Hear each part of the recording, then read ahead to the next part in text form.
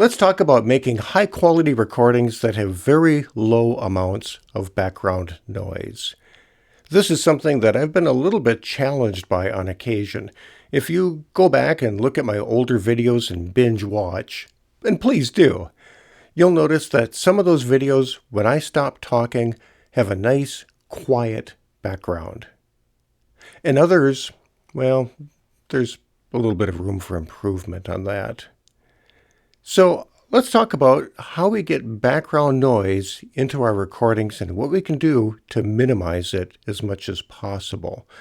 And later on in this video, I've got a cool tip for you. Check this out. This right here is a professional microphone cable. It's a 3-pin cable with XLR connectors, and these pins are wired 1, 2, and 3, and they are directly wired over to 1, 2, and 3 on this side. So it's a straight through cable. And this is a nice, high quality audio cable. Now this cable is also a high quality microphone cable. And both of these use good quality components for connectors and wire and such. And this cable, just like the other one, is wired straight through. Pins 1, 2, and 3 on one connector go to pins 1, 2, and 3 in the corresponding connector. So you would think that these two cables are pretty equivalent. And like I say, they're both high quality, both good materials. There's nothing wrong with any of the materials. However, depending upon your microphone, depending upon the circumstances, this cable can be significantly quieter in terms of background noise than this one. Maybe 10 or 15 dB quieter, as a matter of fact. And so what's the difference?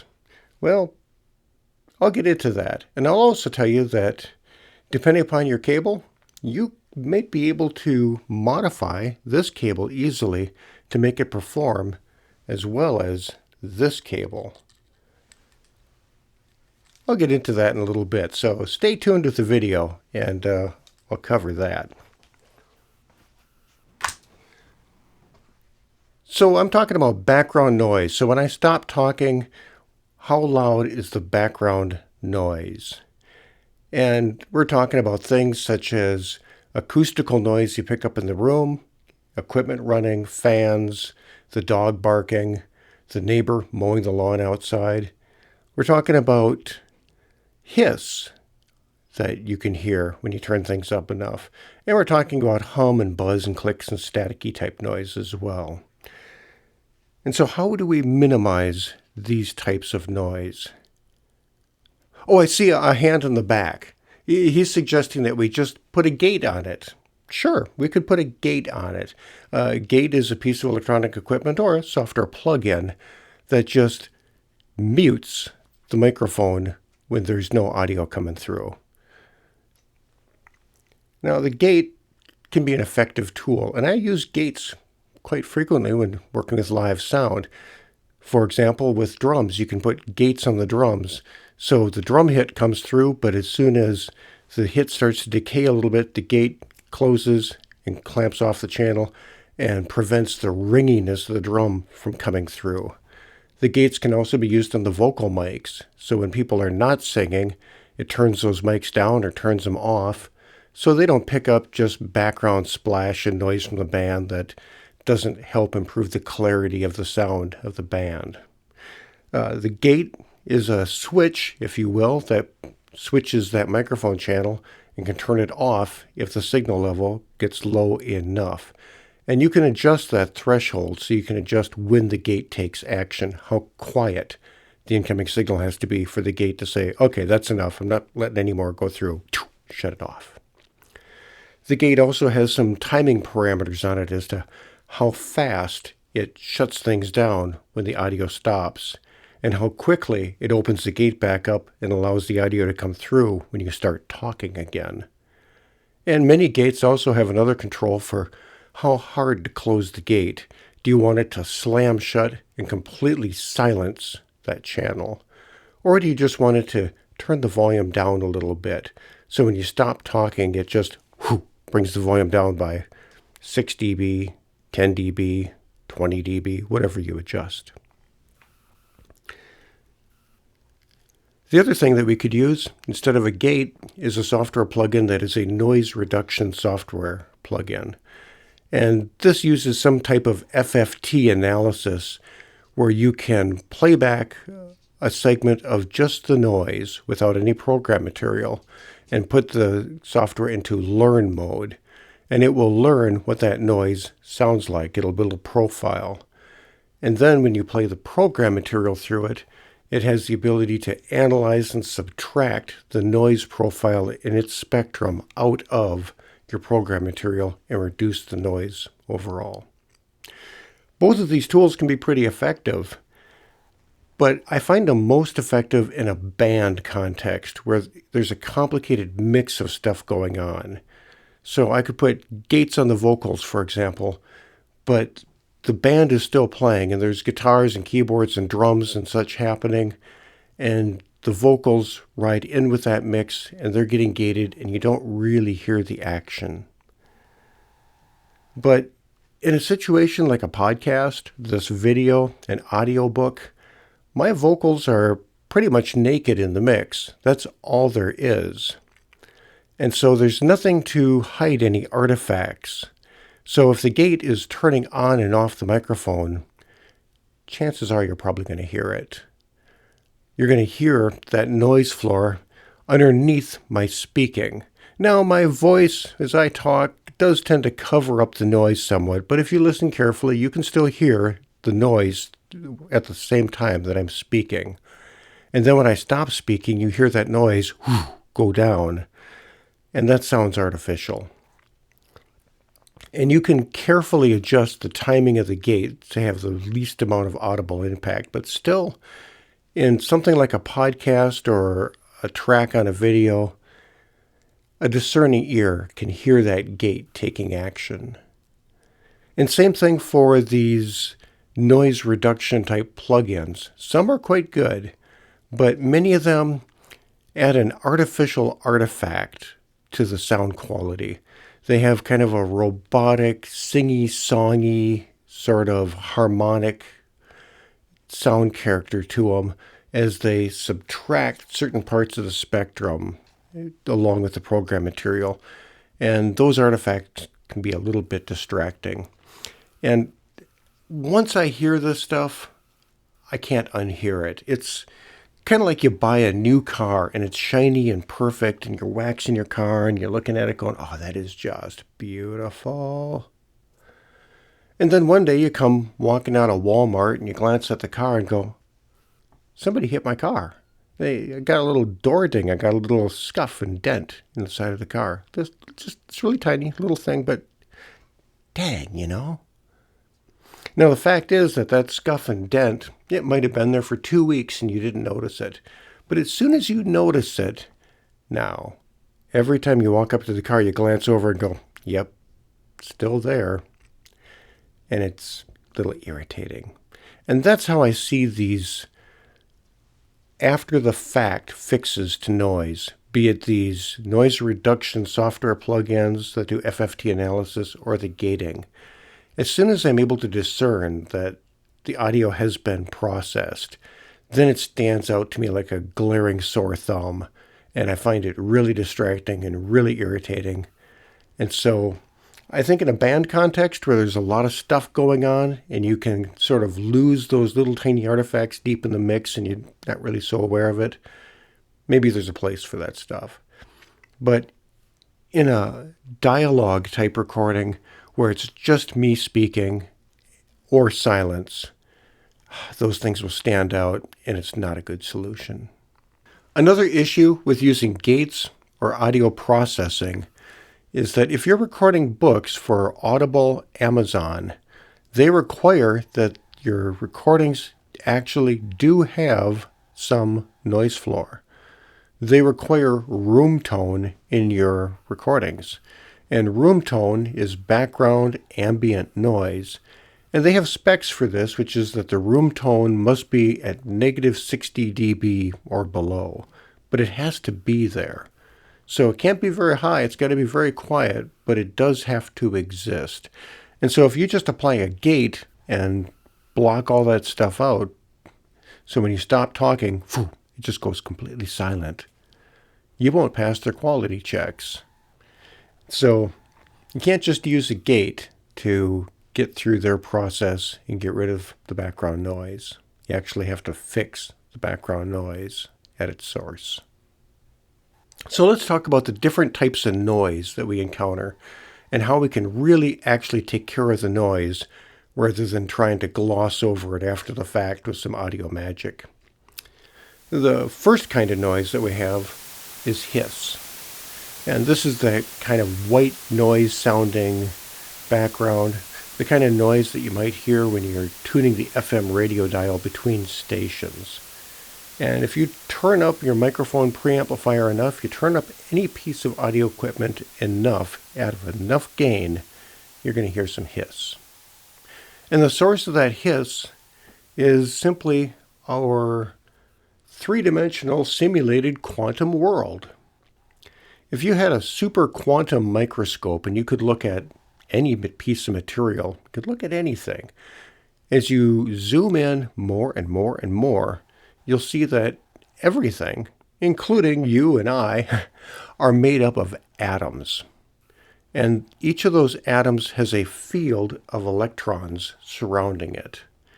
And the electrons are in random positions, and they go through this vibrating dance. And so you'd see this whole sea of energy, of vibration of electrons and atoms that comprise every piece of material out there, including your electronic components, your wires, and everything. And so in the wires, we have these buzzing, dancing electrons. And what do we call electron movement in wires? Electricity. And what is your audio equipment amplifying for signals in those wires? Well, it's amplifying electrical signals. So if there's a little bit of random electrical energy just simply from the physical properties of the universe and the vibrating atoms, well, that's the source of noise. So how can we minimize that sort of thing? I mean, it's just a simple physical property of our universe. Well, the vibration speed slows down with temperature. And we can also use superconducting materials to try to minimize the impact of this. So we make our electronics and our wires out of superconducting material, and we reduce the temperature in our recording environment to reduce the vibration of the atomic quantum world. So all we need to do is to reduce the temperature in our studio down to absolute zero. And at that point, the vibration nearly stops, and we should have a perfectly silent, noise-free background. Simple as that. But that's not too simple because superconducting material is unobtainium. The air conditioning system to cool off your studio to absolute zero is also unobtainium, and it would cost a fortune to run anyway. And by the time you got the temperature that low and you tried to work in there, you'd be dead. So I'm going to call that a non-starter. And we just have to accept that there's always going to be some hiss.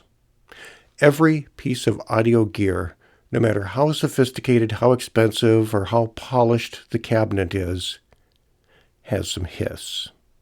That's just the way it is. The good news is that the hiss is a very low level. Theoretical, with the best microphone preamps, that hiss should be around a negative 120 some dB, way down there.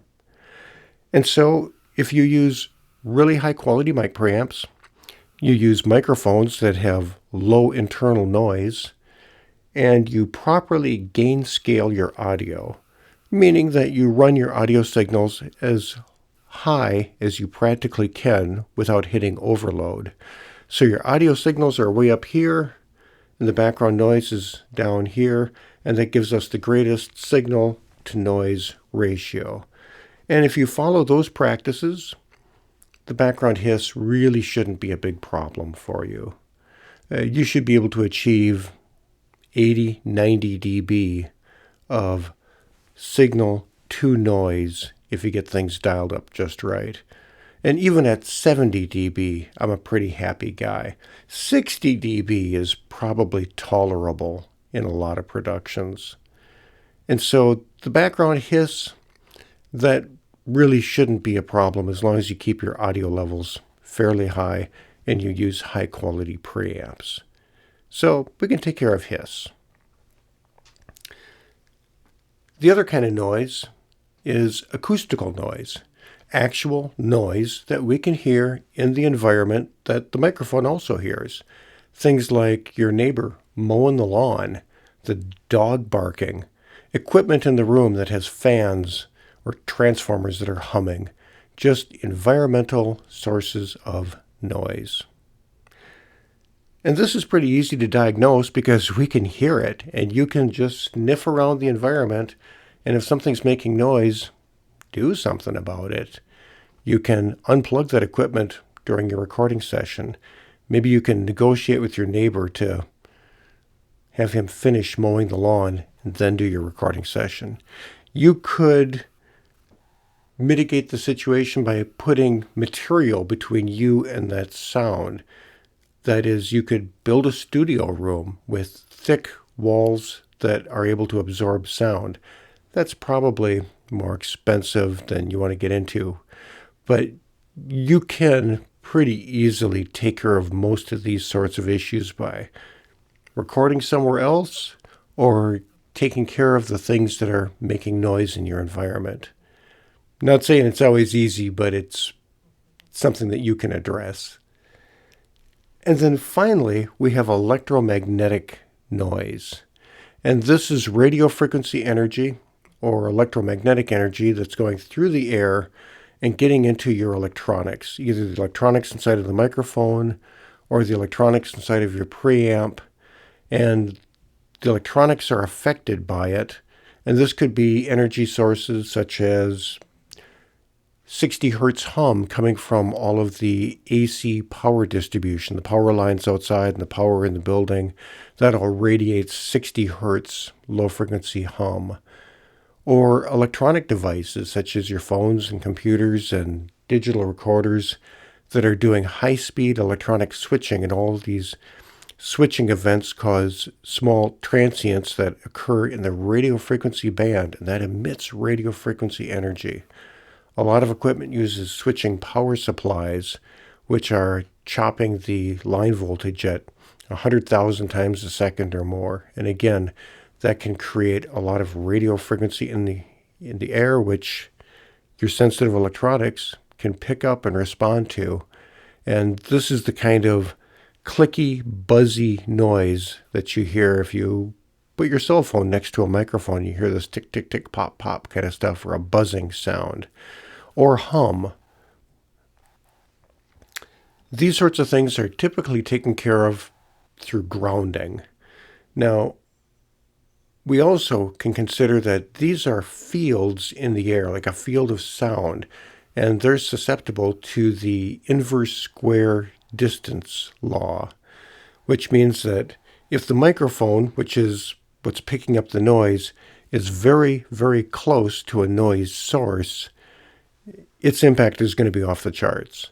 But as soon as we start to move a little bit away from that source, the impact drops dramatically. And then as we move further away, it continues to drop, but less dramatically as the distance grows.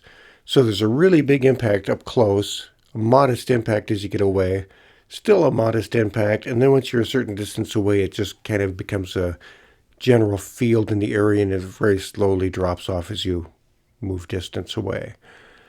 And so one of the things that I will do if I'm hearing electromagnetic interference coming into my microphone, and it's the microphone that's picking it up, is I'll try to move the mic around to see if I can find what that source is, or find a spot in the environment where it's not quite so affected. Now, in my recording space right here, I know that this environment is really got an issue with electromagnetic interference. I have phones and power supplies and computers and Tesla coils and lighting and just all kinds of stuff in this environment that's creating electromagnetic noise. And if my equipment isn't very well grounded, I'll pick it up. And so one of the things I can do is I'll put in a pair of headphones and I'll turn my microphone gain way up so I can listen in the headphones to this buzzing noise coming in. Then I'll just grab the microphone and start moving around the room to see if the noise gets better or worse in different locations. And I may find that as I approach a computer or a wall wart power supply that's charging the phone, for example, the noise increases. And if I can identify that that device is the source of the noise, or a big portion of it, I'll unplug that or disconnect it. And so that gets rid of that noise source.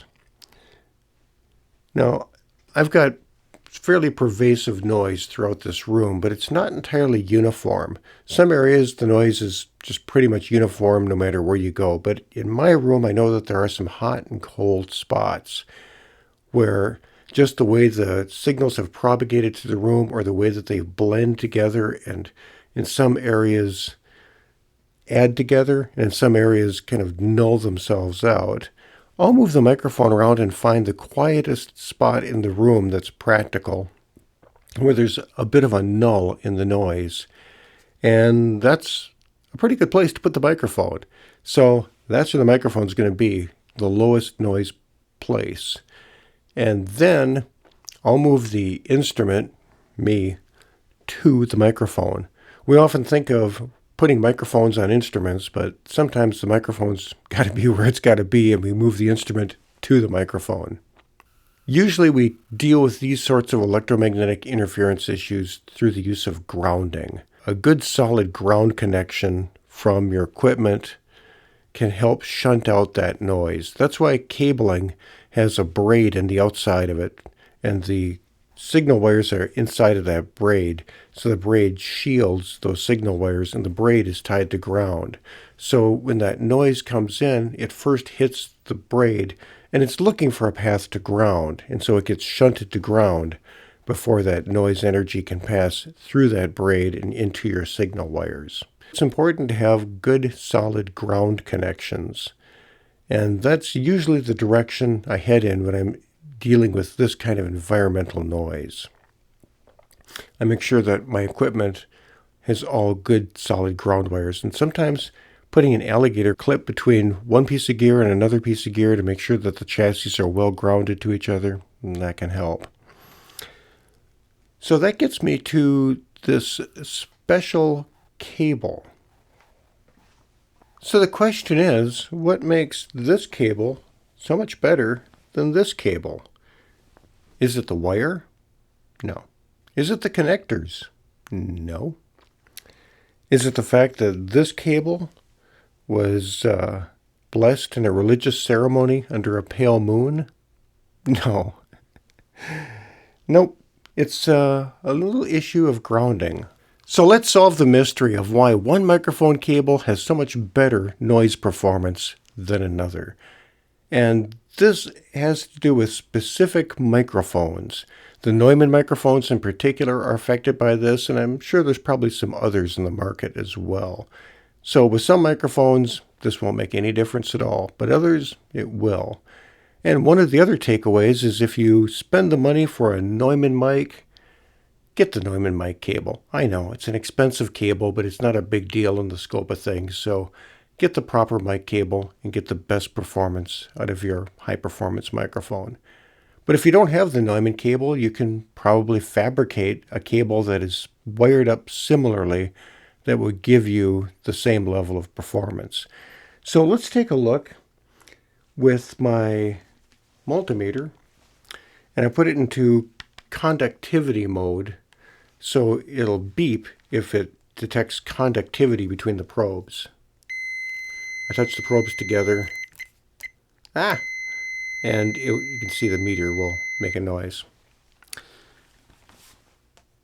So if I take this standard microphone cable, and this is a good cable, kind of cable you'd buy at Guitar Center or from your audio store, And you'll see that it's got 3 pins on each connector, pins 1, 2, and 3, and pins 1, 2, and 3. And they're wired straight through. And it'd be easy enough just to put your meter on pin 1 at this end and pin 1 on the other end, and it'll beep. And that's the only way that the cable is wired. There's no cross connections. It's just a straight through cable. But you'll notice that if I touch a probe to the outside shell of this connector and hold him on there, and I touch a probe to the shell of this connector, the other one, there's no connection. The metal shells on this cable are floating. They're not connected to anything at all. And that's how probably the majority of mic cables are wired up. Now here we have a mic cable that offers really excellent low noise performance with Neumann mics or other affected mics. And you'll see that just like the other cable, it's made of high quality components, no real difference there. And it too has a pair of 3-pin connectors that are wired straight through, pin 1 to 1, 2 to 2, 3 to 3. That's all we got. But if we look at the shells of these connectors and measure them with a meter, you'll notice that if I put a connection on this shell and I check the other one, we have conductivity. And you'll also notice that if you measure from the shell over to pin 1 inside the connector, there's conductivity. So that means that with this cable, the shells are connected to pin 1, which is your ground connection, which is also connected to the shield that is covering the wires inside of this cable.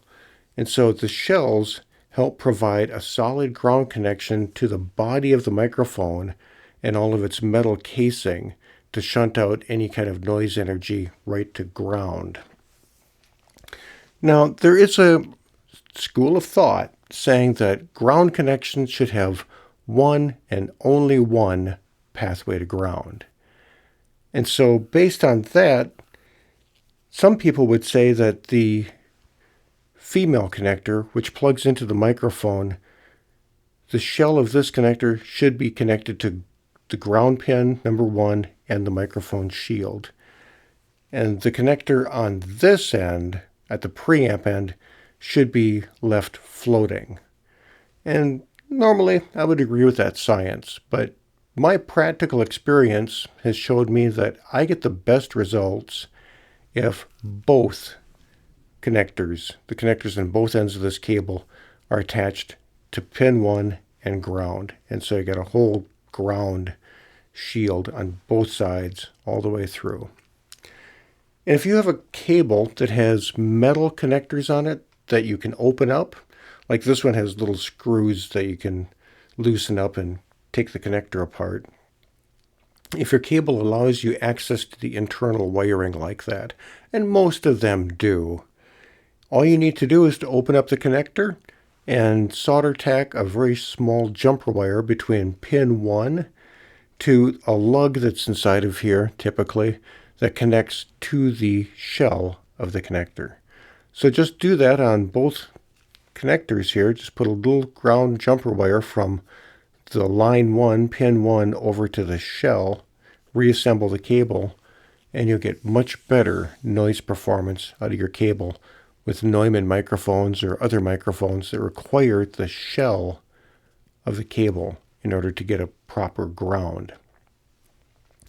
Now, of course, there are some cables out there that have plastic molded connectors on them, which are not easily opened up. And in that case, I think you're out of luck. You have to get a cable that has metal connectors that are conductive that you can open up.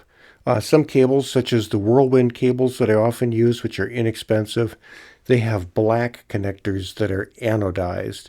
And those black connectors, the shell of them, are not very electrically conductive. So again, that would not be a good choice for this microphone.